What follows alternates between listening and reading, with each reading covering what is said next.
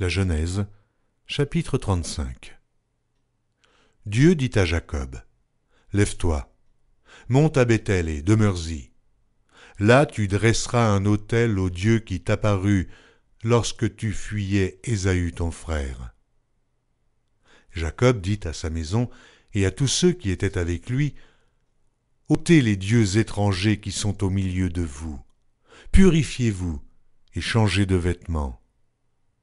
Nous nous lèverons et nous monterons à Béthel. Là, je dresserai un autel au Dieu qui m'a exaucé dans le jour de ma détresse et qui a été avec moi pendant le voyage que j'ai fait. » Ils donnèrent à Jacob tous les dieux étrangers qui étaient entre leurs mains et les anneaux qui étaient à leurs oreilles.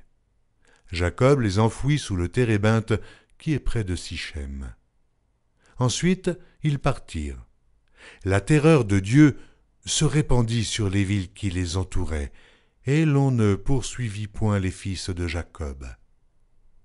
Jacob arriva, lui et tous ceux qui étaient avec lui, à Luz, qui est Béthel, dans le pays de Canaan. Il bâtit là un autel, et il appela ce lieu El-Béthel, car c'est là que Dieu s'était révélé à lui lorsqu'il fuyait son frère. Déborah, nourrice de Rebecca, mourut, et elle fut enterrée au-dessous de Béthel, sous le chêne auquel on a donné le nom de chêne des pleurs. Dieu apparut encore à Jacob après son retour de Padam-aram, et il le bénit. Dieu lui dit, « Ton nom est Jacob. Tu ne seras plus appelé Jacob, mais ton nom sera Israël. » Et il lui donna le nom d'Israël. Dieu lui dit, « Je suis le Dieu Tout-Puissant. Sois fécond et multiplie.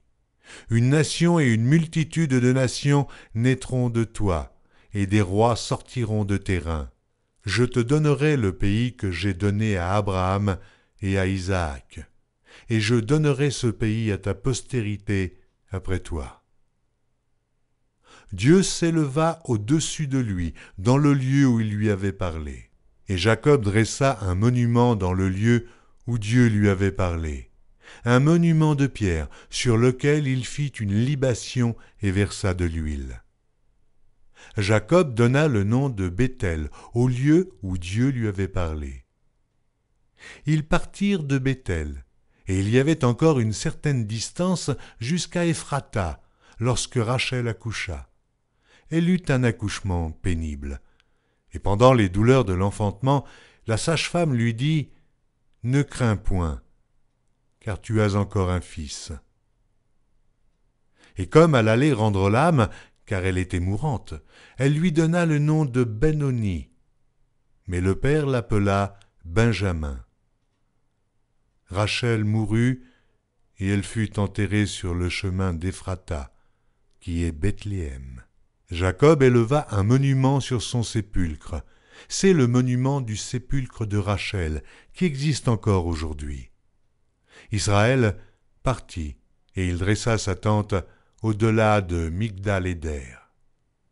Pendant qu'Israël habitait cette contrée, Ruben alla coucher avec Bila, concubine de son père. Et Israël l'apprit. Les fils de Jacob étaient au nombre de 12. Fils de Léa, Ruben, premier-né de Jacob, Siméon, Lévi, Juda, Issachar et Zabulon. Fils de Rachel, Joseph et Benjamin. Fils de Bila, servante de Rachel, Dan et Nephtali. Fils de Zilpa, servante de Léa, Gad et Azer. Ce sont là les fils de Jacob qui lui naquirent à Padam-aram. Jacob arriva auprès d'Isaac, son père, à Mamré, à Kirjath-Arba, qui est Hébron, où avaient séjourné Abraham et Isaac. Les jours d'Isaac furent de 180 ans. Il expira et mourut, et il fut recueilli auprès de son peuple, âgé et rassasié de jours, et Ésaü et Jacob ses fils l'enterrèrent.